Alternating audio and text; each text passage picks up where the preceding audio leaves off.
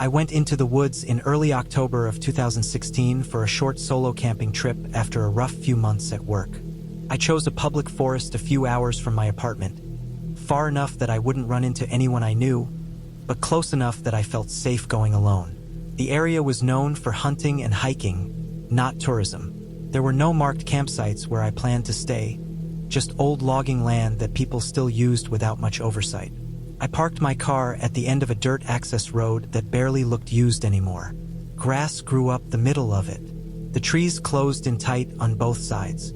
I locked the car and checked my pack twice before stepping off the road and following an old trail that wasn't on any map I had. It looked like it had once been used by trucks decades earlier. The ground was hard and packed down in places, soft and damp in others. The smell of wet leaves hung heavy in the air. The woods were quiet in a way that felt thick. Not silent, but muted. Birds stayed high. Wind moved only the tops of the trees. Every sound I made felt louder than it should have. My boots scraped dirt and crushed leaves. I kept my pace steady and didn't rush. I told myself that staying calm was important. I had done this before, though never this deep and never alone for more than a night. After about an hour of walking, I found a small clearing near a shallow creek. The water moved slow and brown, carrying leaves and small branches. The ground was slightly raised, dry enough for a tent. I checked the area for signs of animals. No fresh tracks that I could see, no droppings nearby. The place felt unused, which I liked. I set up camp before the light dropped too low, taking my time with each step. The act of doing normal tasks helped settle my nerves. As the sun dropped, the forest changed. Shadows stretched long and uneven. The air cooled fast. I cooked a simple meal and ate quietly, listening. Somewhere far off, something large moved through brush. It wasn't close enough to worry me, but it stayed in my head. After dark, I sat near the tent and watched the trees. I didn't use a fire. I didn't want attention, even from animals. That night, I slept poorly. The ground felt harder than I expected. Every sound woke me, leaves shifting, branches snapping under weight. At one point, I heard footsteps moving slow near the creek. Heavy steps, not rushed. I lay still and listened. They stopped after a few minutes. I told myself it was a deer. The sound fit mostly. Still, I didn't sleep much after that. In the morning, I noticed something wrong right away. My pack, which I had leaned against a tree, was tipped over. I knew how I had left it. The zipper was open. Nothing was missing, but the way it was open didn't look accidental. I checked the ground around camp. There were footprints mixed with mine. Boot prints, larger than mine. The tread was different. They moved around my camp in a slow loop. My chest tightened. I stood there longer than I should have, staring at the marks in the dirt. They were clear enough that I couldn't pretend they weren't real. Someone had been there while I slept. Close enough to touch my tent if they wanted. I packed up most of my gear but didn't leave right away. I told myself to think clearly. Panic would make mistakes. I decided to move deeper into the woods to a different spot, one less obvious from the creek. I didn't want to walk back to the car yet. Something about leaving in a rush felt worse than staying calm and controlled. I followed the creek upstream for a while, then cut through thicker brush. The forest grew denser. Fallen trees blocked parts of the ground. Old stumps rotted down to soft pulp. The smell of decay was strong here. After another hour, I found a ridge that looked promising. It gave a wide view of the trees below and limited access from behind. While scouting the area, I found something that stopped me cold. A pile of trash, half buried under leaves. Old food wrappers, rusted cans, a broken lantern, all weathered but not ancient. Nearby, there was a crude structure made from branches leaned together, covered in pine needles. Not a shelter for weather, something meant to hide inside. The ground around it was worn down. This place had been used often. I backed away slowly, watching every direction. The woods felt closer now, like the space between trees had shrunk. I realized I had walked into someone else's area. Not a campsite, something more permanent. I changed direction and started moving back toward the road, keeping my steps light. I didn't follow my original path. I tried to move in a way that wouldn't be easy to track. My heart beat hard, but I kept my breathing steady. That's when I noticed the sounds behind me. Not constant, not rushed. Steps that stopped when I stopped. Started when I moved. Always far enough that I couldn't see anything, but close enough that I knew it wasn't my imagination anymore. I didn't run. Running would make noise and leave clear tracks. I kept walking, adjusting my route when the ground allowed. Every so often, I would stop and listen. The woods stayed quiet except for those steps. Hours passed like that. The light shifted again toward evening. My legs ached. My mouth was dry. The fear settled into something cold and focused. I knew I was being followed, not chased. Whoever it was knew the land better than I did. Near dusk, I reached the edge of the forest where the trees thinned and the old road came back into view. I slowed even more. This was the most dangerous moment. I could feel it. I scanned the tree line before stepping out. That's when I saw movement to my left. A person crouched low behind a fallen log. Dirty clothes, dark hat. They didn't rush me. They stayed still, watching, waiting. I didn't look away. I didn't move fast. I stepped onto the road and kept going. My car came into view. The distance felt endless. I expected footsteps behind me at any second. None came. When I reached the car, I unlocked it and got inside without hesitation. I didn't check mirrors. I started the engine and drove. I didn't stop until I reached a gas station in the nearest town. My hands shook so badly I had to sit for a long time before I could even think straight. I called the Forest Service later and reported what I found. They told me people sometimes lived off-grid in those woods, avoiding contact, protecting their space. I never went back. I learned something that stuck with me. The woods don't need anything unnatural to be dangerous. All it takes is someone who doesn't want to be found, who knows the land better than you ever will, and who decides to let you leave instead of making you stay. I went into the woods in the fall of 2014 for a short-term land survey job that paid cash and didn't ask many questions. I had just lost steady work and needed money fast. The property sat deep in a stretch of mixed hardwood and pine forest that had once been logged, then left alone for decades. The owner wanted updated boundary markers and a basic map of old access paths. Sounded simple. I had done similar work before. I parked my truck at the end of a washed-out logging road and shouldered my pack. The air was cold but dry, the kind that made every breath feel sharp and clean. Leaves covered the ground in uneven layers, hiding rocks and roots. The trees stood tall and straight, their trunks dark with age and moisture.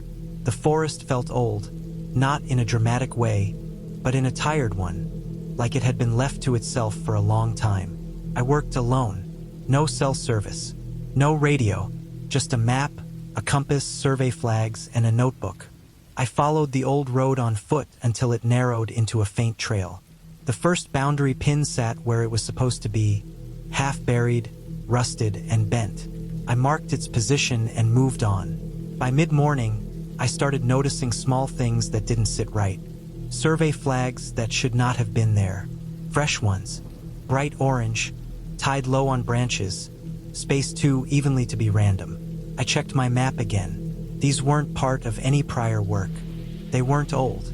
The plastic still shined. I assumed another survey crew had passed through recently and not logged their work. It happens sometimes. Still, I made a note of it and continued. As I moved deeper, the woods grew denser. Light thinned. The ground sloped unevenly, cut through by shallow ravines filled with damp leaves and fallen limbs. I found the second pin, but it was wrong. Not missing. Moved. It sat several feet off from where the map showed it should be. The earth around it looked disturbed, packed down by boots. I stood there longer than I meant to, staring at it, trying to decide if the map was wrong or if someone had shifted the marker.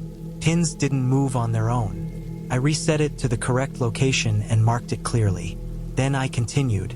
The farther I went, the more off the land felt. The forest was quiet, but not empty. I had the sense of being observed without any clear proof. Sounds carried strangely. A snapped branch echoed too long. Leaves rustled without wind. I stopped often to listen. Each time, nothing followed. Around noon, I reached a small clearing I didn't remember from previous work in nearby tracks. The ground was worn down, dirt packed hard, leaves pushed aside.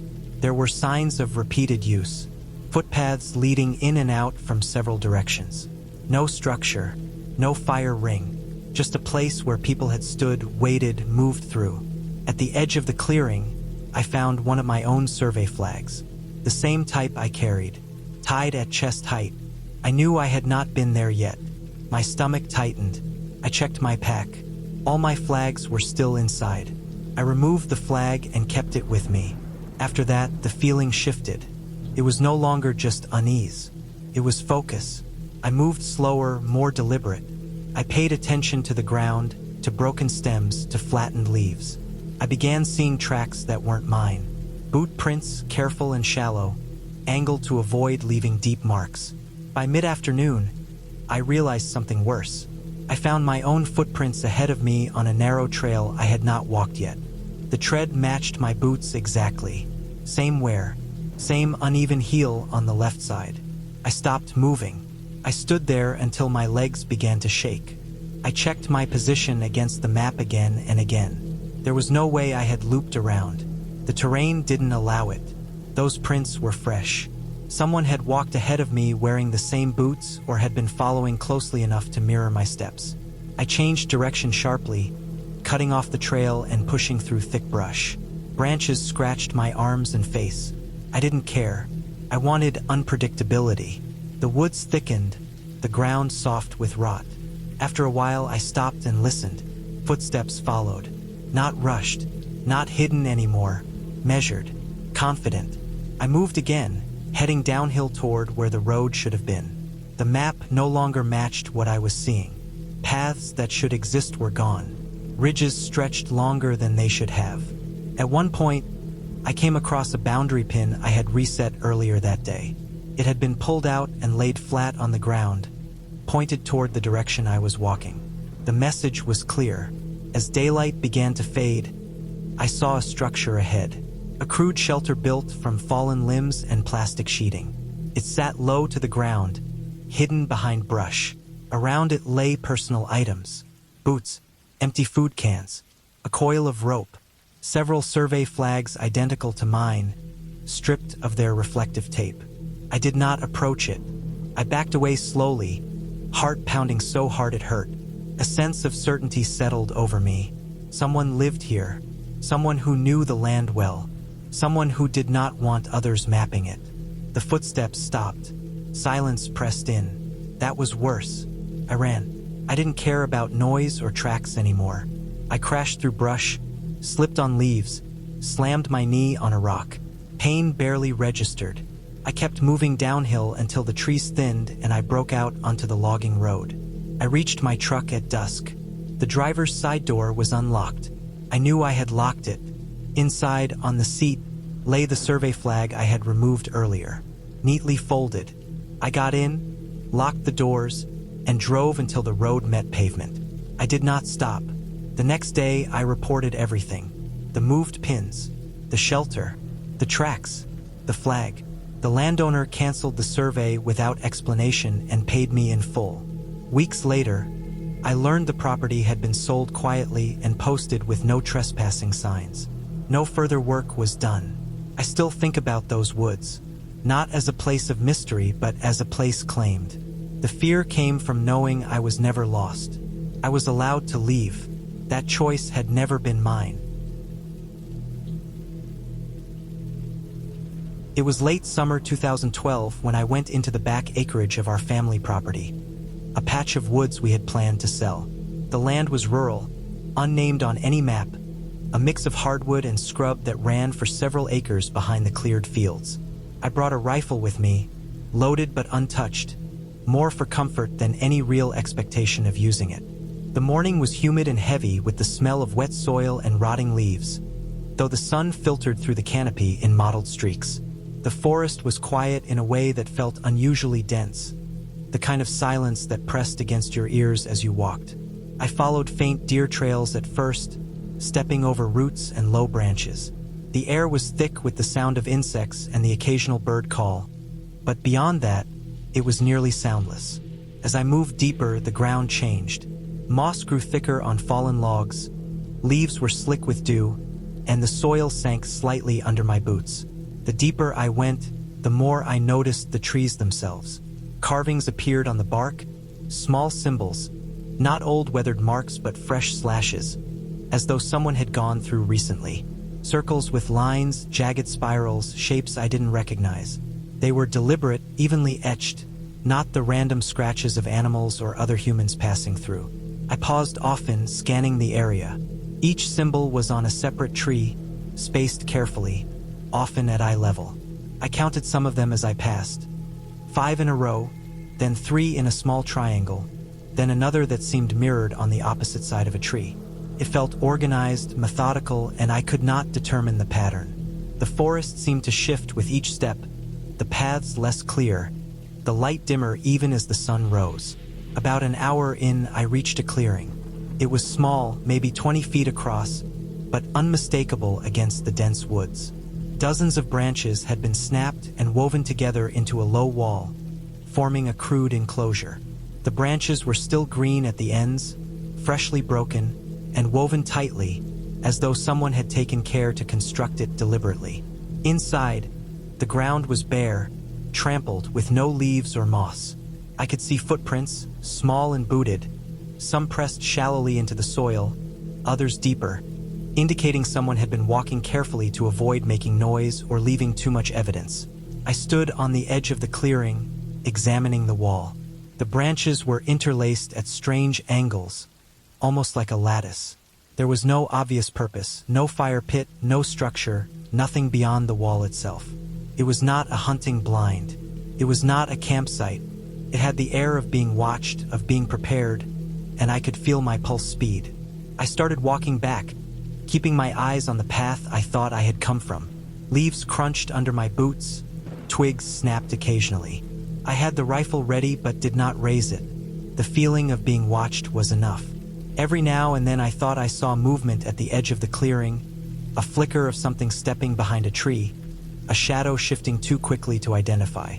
But when I looked, nothing was there. I slowed my pace, careful to move silently.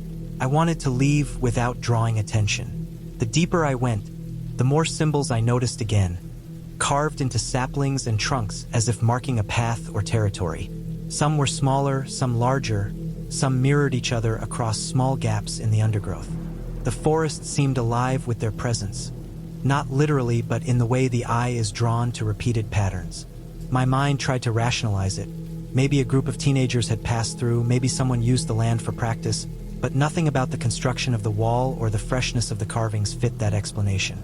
As I moved, I became aware of sounds that did not belong. A branch creaked high above, but the wind was still. Leaves rustled in a pattern that suggested weight, a body moving deliberately rather than falling naturally. I felt it in my gut, a tightening that told me something had been watching me the whole time. I glanced behind, sweeping the clearing with my eyes. Nothing moved, yet I could not shake the sense that I was being observed, measured, assessed. I kept walking, careful not to break twigs underfoot. I tried to mark my own trail subtly in my mind to avoid circling back. The forest felt denser on the return. The sun had shifted, casting shadows differently, and every familiar stump or log looked alien. The carvings continued, smaller now, closer together, leading me toward the edge of the woods. The symbols stopped abruptly near a fallen tree, as if someone had decided that was the boundary. When I finally broke through to the open field at the back of the property, the tension in my body relaxed slightly. I looked back once, toward the forest, toward the clearing. The wall of branches was still visible through the trees, though the distance made it smaller. I could not see anyone, could not see movement, but I felt that I had left the place under observation. The symbols, the constructed wall, the broken branches, they had all been deliberate.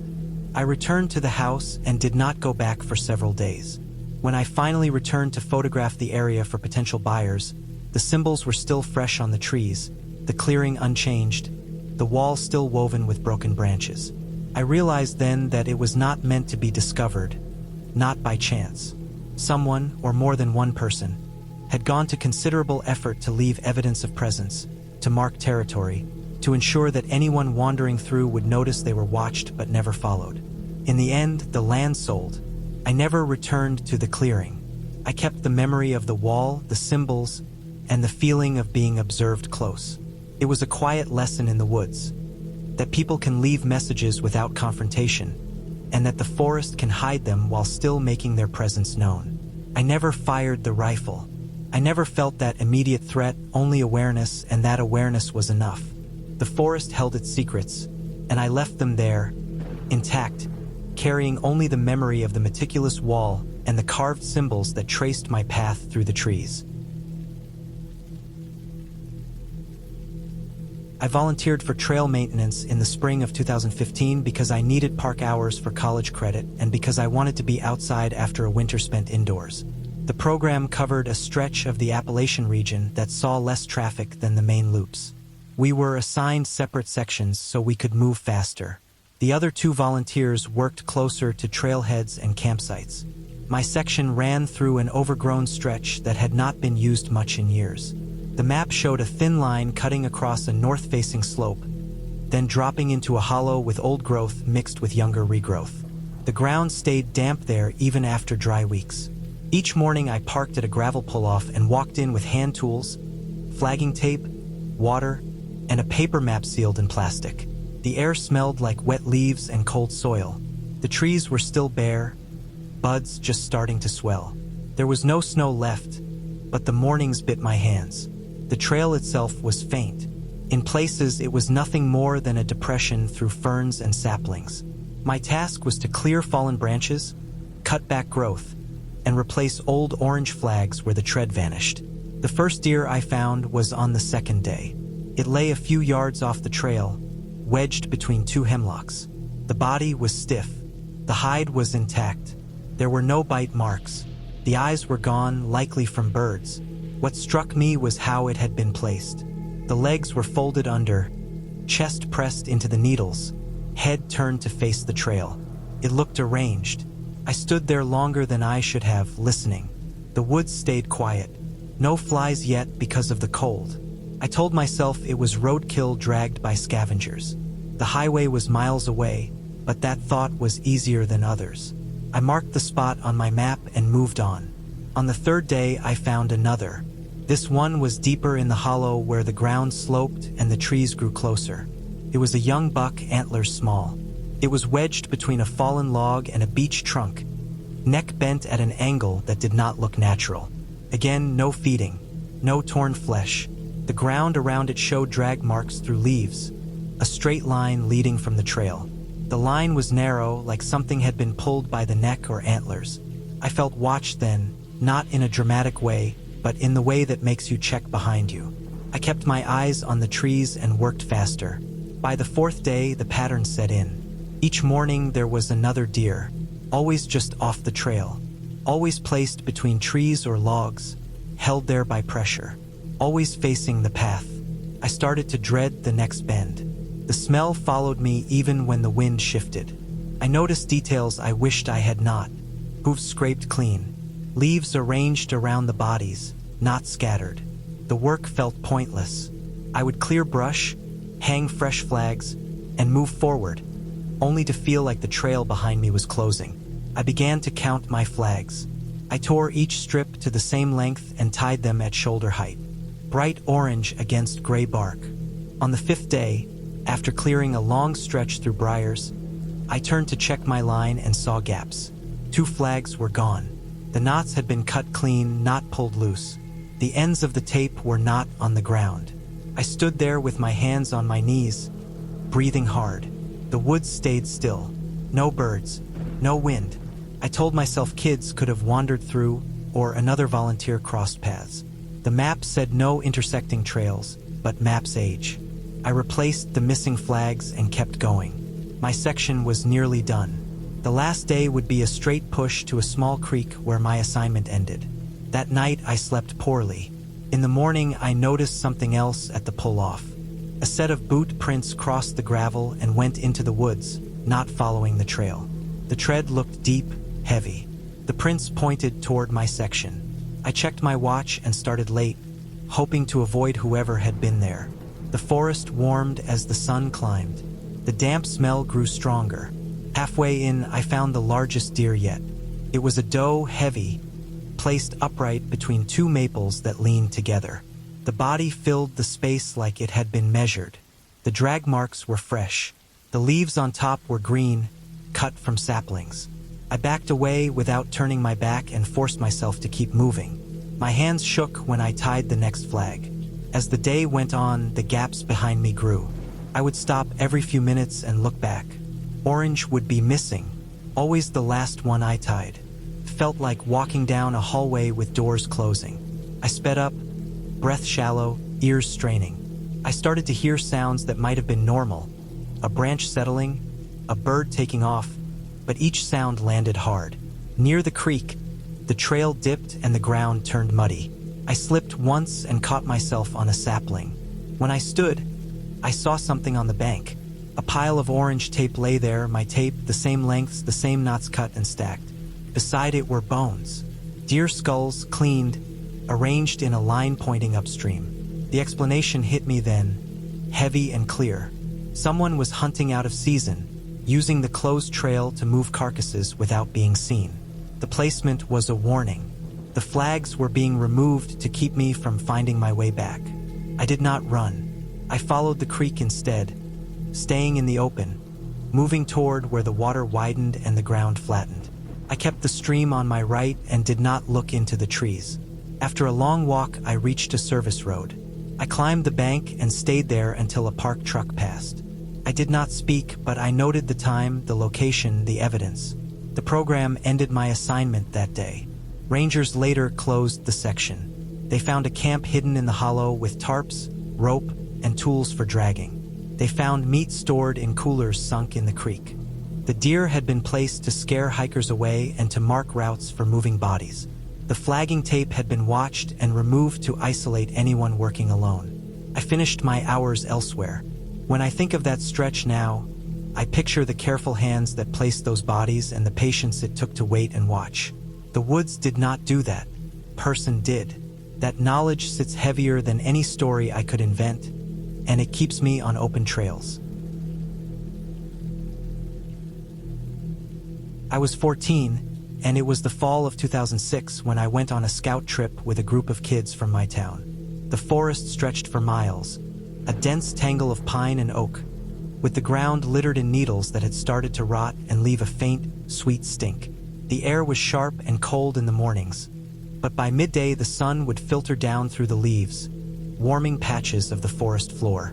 We were supposed to stay on the marked trails, but I had a habit of wandering when no one was looking, drawn by the way the woods seemed to shift in color and shape the further I went. The other kids were always content to stay behind with the older scouts, but I wanted to see what the forest was hiding beyond the paths. It was mid-afternoon when I slipped away. I told myself I was just exploring, but really I was chasing the quiet that comes when the world falls away and there is nothing but trees and the sound of your own breathing. I walked over moss-covered roots, past fallen logs that had begun to sink back into the earth, and the smell of damp wood and wet leaves filled my nose.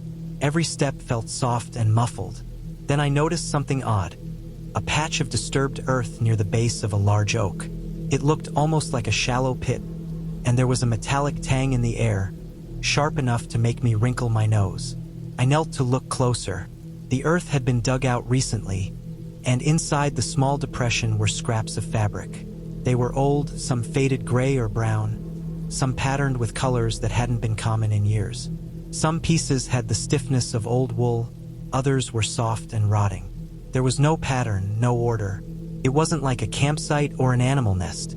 The smell was stronger here, a mix of rust and decay, and it made the back of my throat ache.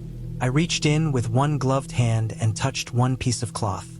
It was stiff and damp, smelled like iron and earth, and I could see stains that didn't look like mud. I pulled back quickly. My stomach turned, and I realized I had been holding my breath. I crouched there for a long while, just staring. There were more scraps, some buried just under the surface. I traced my fingers lightly over them, trying to make sense of what someone could be doing here. The forest around me was quiet. I could hear the occasional bird, the wind moving through the branches, but it felt hollow, like the air itself was holding its breath. I didn't take anything, just looked and memorized the place as if remembering it might help explain it later. I left a careful distance from the pit and started back toward camp. That night, the forest changed. I lay in my sleeping bag, the fire crackling, the other scouts and the adults talking and laughing in low voices. The air was colder than during the day, heavy and damp. I could hear the creek moving nearby, and the smell of wood smoke mixed with the sharp tang of wet leaves. Then it came, a scream, high and loud, that ripped through the trees. It was guttural, long, and unnatural. Everyone froze. Even the adults, who had been trying to keep the younger kids calm, paused in the middle of what they were saying. It echoed through the forest, bounced off the trunks, and faded only to be replaced by a low, almost growling follow-up that made my stomach knot. I had never heard anything like it. One of the leaders said it was probably a fox. That explanation didn't settle me at all. I had grown up around the country, had seen foxes countless times. Their calls were sharp, yipping, not a long, drawn-out scream that seemed to shake the ground. I tried to convince myself it was a fox, but my mind kept replaying the sound, the way it moved, the way the trees shook as if something large had passed unseen. Sleep didn't come easily. Every snap of a twig or rustle of leaves made me flinch, heart racing. I could still smell the metallic tang from earlier, though I tried to tell myself it was from the fire, the smoke, or the damp earth. The next day, I kept to the trails, but my curiosity pulled me back in the direction of the pit. I didn't get close, just looked from a distance. The ground had shifted, the pit partially collapsed. Some of the scraps I had seen were gone, and new ones had appeared, twisted into the soil. The forest looked unchanged to anyone else, but to me it felt different, heavier. The air seemed to hang, and every tree trunk looked like it could be hiding something just out of sight. Over the years, I never forgot that sound. I heard foxes, raccoons, owls, coyotes, but nothing ever came close to that scream. I thought about it whenever I walked in the woods. It was the kind of sound that made the back of your neck itch and your hands sweat. I never went back to that scout site, never tried to find the pit again, and I didn't tell anyone else at camp what I had seen. There was no evidence, nothing tangible, just that memory of metal and decay, the smell of rust and old clothing, and the scream that had cut through the night. I came to understand later that some parts of the forest are like that, places where humans leave scraps of themselves behind, where the forest absorbs the traces of things we don't see or understand. It isn't supernatural, just human and animal and the forest itself. That pit, those scraps, that scream, they were all real, and they were terrifying not because of monsters, but because they were reminders that people go into the woods and leave pieces of themselves in ways that no one else will ever know or understand. I still hike in forests, still wander off trail sometimes, but I keep my distance from places like that. The memory is precise, etched into me. The smell of metal and rot, the mix of fabrics from decades, the scream that no fox could make. I have accepted it as part of the wild, something human and raw and completely real. Nothing supernatural, nothing imagined. Just the woods and what humans leave behind, and the sound of something so primal that even the adults at camp had frozen in fear. The forest remembers. I remember, and that is enough. Even now, if I hear a scream in the woods, I know the difference. It isn't a fox. It isn't an animal anyone could name. It is the forest holding something human, raw, and impossible to forget. I don't need to understand it. I just need to respect it, to walk carefully and know that some things are better left alone, buried and unseen where they belong. It was January 2017 when 3 friends and I went snowshoeing in northern Minnesota.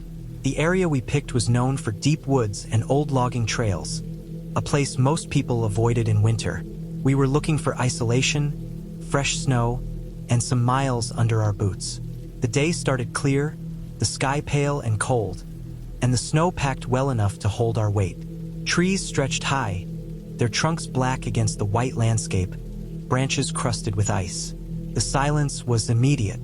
Snow absorbed sound, and the forest felt heavier than it should, as though it was pressing down on us. We followed a faint trail through the pines, boots sinking occasionally into drifted snow. Wind picked up in the late morning, blowing snow horizontally through the trunks, and the temperature fell faster than I expected. Visibility dropped slowly at first, then fast until it was almost impossible to see more than 10 yards.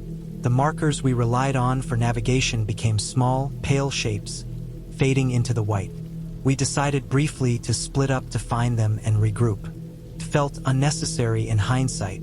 I headed north along what I thought was a slope that led back to the trail. Snow swirled around my shoulders. Every sound seemed amplified. My own breathing, the scrape of my poles in the drift, a distant crack of frozen branches. Then I noticed tracks. They were large, deep, and fresh, pressed into untouched snow. I stepped closer. At first, they looked like a large animal, four-legged like a bear or a wolf, but the print shifted unnaturally. The rear prints changed orientation, stretching upright, taller than any bear could make on its hind legs. The toes splayed slightly, deep enough to sink the snow with weight. They continued along the slope, disappearing over a ridge where the wind blew fresh snow over them. I paused, feeling the air tighten around my chest. Snow whipped against my face, but my eyes were fixed on the prints. They were deliberate, heavy, and strangely clean, as though the weight had been careful. The path continued for dozens of feet, and then the snowdrifts masked it again. I felt exposed, small in the wide, white landscape. I turned back toward the meeting point. The wind had picked up. The snow fell thickly now, settling on my eyelashes and filling the hood of my jacket. I could barely see the stumps I had noted as landmarks earlier. When I finally made it back, the other two friends were there, panting, looking pale. Our fourth friend was missing. His pack was on the ground. His outer layer, a thick parka, was folded neatly on a stump like someone had examined it and set it down intentionally. No footprints led away from it. No signs of struggle. Nothing that made sense. We called out. We moved slowly, scanning the white for any hint of a trail or figure. The wind carried our voices only a few feet before it swallowed them. Panic began to rise. We retraced our steps toward where I had found the prints. Snow deepened around our boots, and each step was exhausting. My mind tried to rationalize what I saw. A bear standing upright? A man pranking us? Nothing fit. As we moved, I noticed subtle marks in the snow. Disturbances, scuffing, not footprints exactly, but impressions where something heavy had moved deliberately, pressing down and sliding slightly. The pattern suggested intelligence rather than accident. I realized then that the tracks I had seen earlier might be connected. I considered circling back to the marker point, but the storm worsened, and our visibility dropped to just a few feet. We decided to stay together, careful, moving slowly along what we thought was the correct trail. After a while, we spotted him. Not far, maybe 50 yards away, lying prone on his back in the snow, face pressed down. When we ran to him, he was conscious but unresponsive to words. He had lost feeling in his hands and feet, but he was alive. No signs of injury beyond frostbite starting in his fingers. He had left the trail. Following what he said later was a strange feeling that drew him forward. Something in the air, a pattern in the snow that didn't make sense. The parka, folded neatly on the stump, puzzled him too. He couldn't remember taking it off. He had found it there when he looked back, unaware how long it had been left. We guided him slowly back, using each other for support. The storm remained, whipping snow in a thick sheet, compressing sound and distorting distance. Every step felt precarious, the forest immense and silent except for the wind. When we finally reached the road and the shelter of our vehicles, the storm broke slightly, the light turning gray but calm. We warmed him with blankets and hot drinks. He recalled vague impressions of following deep tracks that led him off trail. Nothing tangible, just the feeling of being guided, weight pressing through the snow, shadows passing in his peripheral vision. He had no recollection of the parka being taken off. The prints we followed never made sense.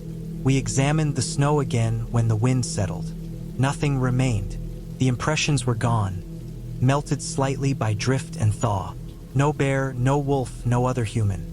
just our memory of tracks that shifted from four-legged to upright, the folded parka, and the wide-out forest that had swallowed someone almost completely. After that day, we never returned to those trails in January. We stayed in safer areas. I kept a set of photos from the scene, documenting the prints, the parka, the snow patterns. Each winter, I think back to the shape of the tracks, the weight in the snow, and the moment when the forest felt larger than it should. Not haunted, not supernatural, just a forest in whiteout, capable of hiding distance, masking sound, and confusing anyone caught off guard. The parka, folded and examined, remains a quiet reminder of how careful someone or something had been. How a misstep or a moment alone in the storm could have cost a life. That day, we survived because we regrouped quickly and stayed aware. The woods did not let us go easily, but we left whole. This was my uncle's hunting land. Private woods in north-central Pennsylvania. A long ridge of oak and hemlock broken by old logging cuts and narrow game trails.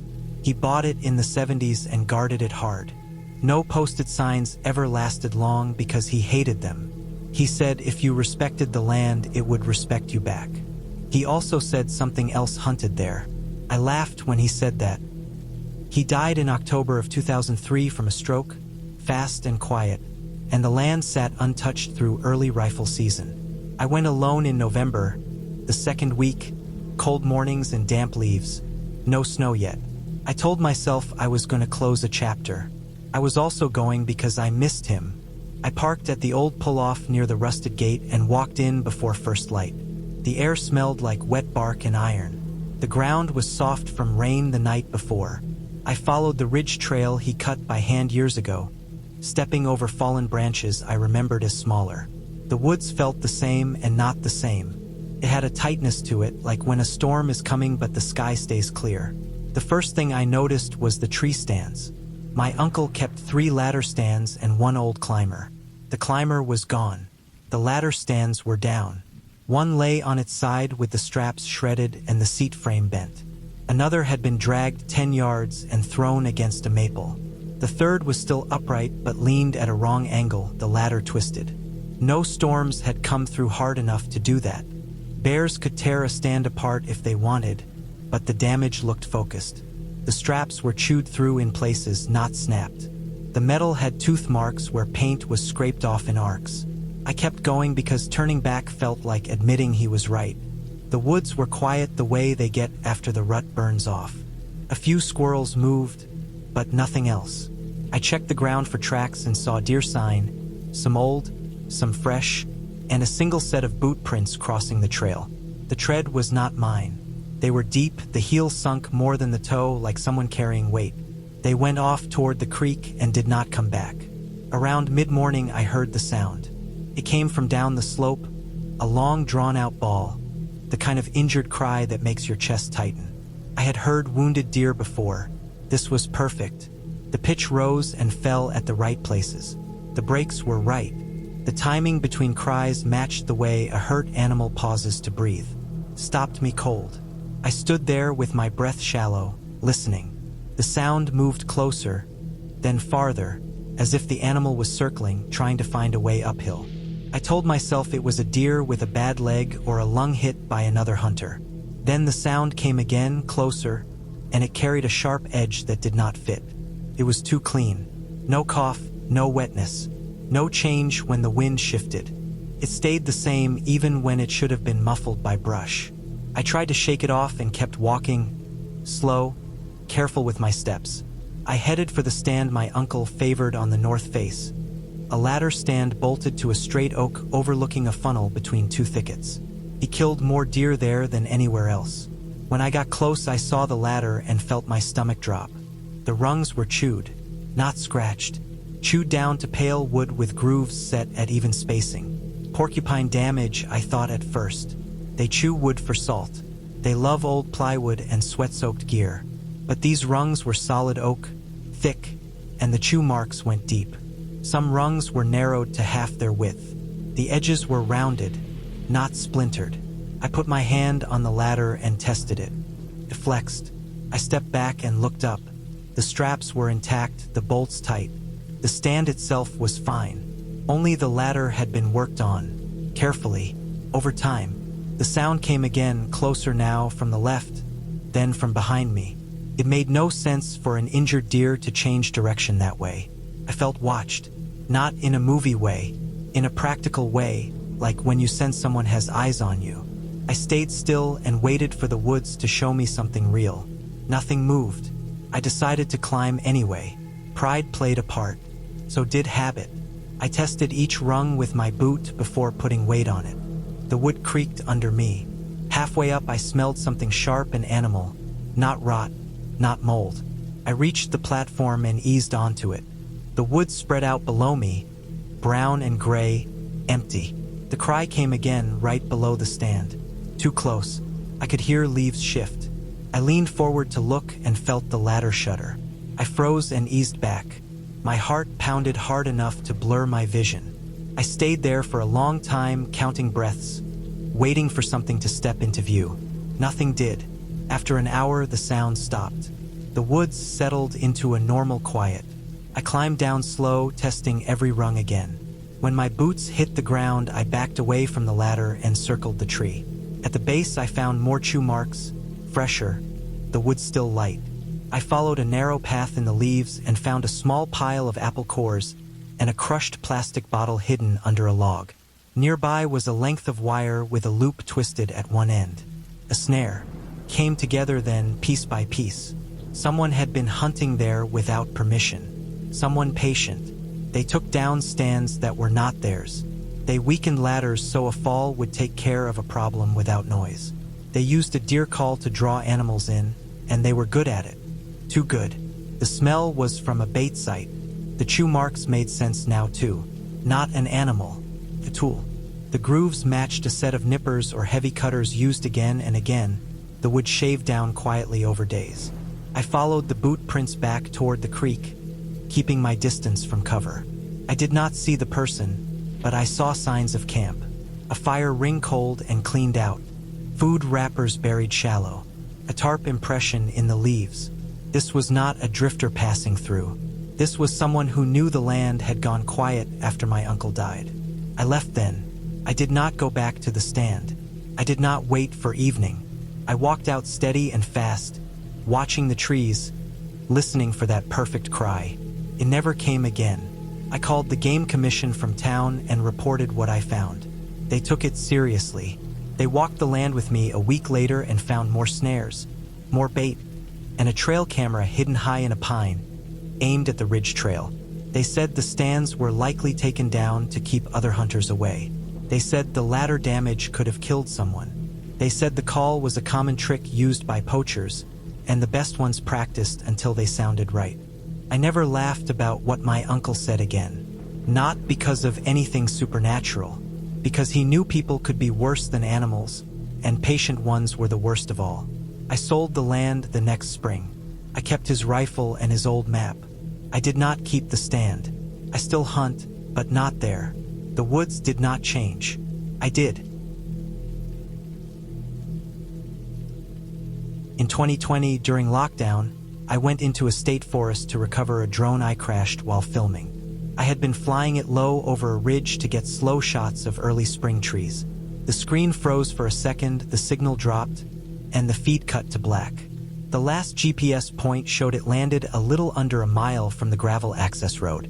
I waited 2 days before going in. The parks were officially open, but no one was around. That was part of the appeal. I needed the drone back. I also needed to get out of my house. The morning I went in was gray and still. The air had weight to it. The forest sat low and tight, a mix of hardwoods and dense understory that never quite dried out. There was no standing water, but everything felt soaked. Leaves stuck to my boots. Moss climbed trees higher than it should have. The ground pressed back when I stepped on it. Felt like walking through a sponge. The GPS arrow on my phone pointed straight ahead. The distance count ticked down slow. The trail disappeared within minutes. I followed game paths and pushed through brush that grabbed at my legs. The woods felt wrong from the start. Not dangerous, just off. Sounds did not carry far. Bird calls cut short. Wind moved the canopy but never reached the ground. About halfway in, I noticed the smell. Not rot, not mud. Something sharp and dry, like crushed electronics or hot plastic. I told myself it was my imagination mixing stress with damp air. I kept walking. When I reached the marked location, the drone was not hard to find. It lay in a shallow dip between two trees. The body was broken open. One arm was snapped clean off. The battery was gone. The shell had dents pressed inward, not scraped. It looked crushed, not like it hit branches and fell, more like it had been stomped or struck. I picked it up and turned it over. The camera housing was shattered. The lens was missing. The break points were wrong. Falls tear and scatter. This looked deliberate. I checked the trees above for impact marks and found none. No snapped twigs. No torn bark. The drone had not fallen far. I stood there longer than I should have, scanning the ground. I found boot prints in the mud. They were fresh. Not mine. Deep heel, wide toe. They moved away from the drone, then circled back. The GPS still said I was alone. That was when I heard the clicking sound. Came from behind me, low and steady. 2 clicks, a pause, then 2 more. Dry and sharp, like tapping stones together. I froze. The sound stopped. I waited. My heart slowed. When I took a step, the clicking started again, same pattern, same distance. I stopped. It stopped. I turned slow. Nothing moved. Trees stood close, trunks dark with moisture. Ferns hid the ground. The sound did not come again. I told myself it was an animal. Insects click. Birds snap beaks. Branches shift. I bent to check the drone again, trying to calm down. The clicking returned when I moved. Always after. Always matching my pace. Never overlapping. Felt intentional. I tested it. I took 3 steps. Click, click. Pause. Click, click. I stopped. Silence. I listened hard. The woods stayed quiet. No footfalls. No breath. Just the soft press of air in my ears. I decided to leave. The drone was ruined anyway. I tucked the broken body into my bag, left the snapped arm where it lay, and started back the way I came. The GPS arrow spun for a second, then locked. The clicking followed. It stayed off to my right this time. Same distance, same rhythm. When I stopped, it stopped. When I moved, it answered. It never rushed. It never fell behind. I could not place it in space. It did not echo. It felt close and far at the same time. I kept my pace steady and did not look toward it. The ground sloped down and the woods grew tighter. The smell came back, stronger now. Hot plastic. Ozone. I saw scraps of foil near a tree base, shiny and torn. A length of wire half buried in leaves. A plastic housing cracked and sunken into the mud. I realized then what the sound was. Not an animal. Not a person's voice. A device. I slowed and scanned the trees above eye level. 20 feet up, strapped to a trunk with dark webbing, was a small box. A trail camera. The lens faced the path. Below it, fixed to the tree, was a metal clicker used to scare deer. It triggered with motion and sound. The delay between clicks matched my steps because it reset when I stopped. Someone had set it to track movement. I looked farther and found another camera. Then another. They ringed the area. Some were angled down trails. Others pointed at clearings. The clicking followed me because the devices overlapped. As I moved, one triggered, then the next. The smashed drone made sense now. Someone had seen it fall. Someone who did not want cameras overhead. They crushed it and took the battery and lens. They left the body where it landed, knowing most people would give up. I moved faster. The clicking picked up as more sensors caught me. It sounded like a warning net closing. I did not run. Running would have drawn attention. I walked straight, eyes up, noting every camera, every wire. I found a thin fishing line strung knee-high across a path and stepped over it. Beyond that, a snare hung open, rusted but set. The forest thinned near the road. The clicking faded. I stepped onto gravel and did not stop walking until I reached my car. I reported the find to the forest office that afternoon. They thanked me and took notes. A week later, they shut that section down. Months after, I read about an arrest tied to illegal surveillance and poaching during lockdown. The article mentioned motion alarms used to track hikers and scare animals away from bait sites. I never went back for the snapped arm of the drone. I sold the rest for parts. I still fly, but I keep to open areas now. The woods were not haunted. They were watched. That was worse.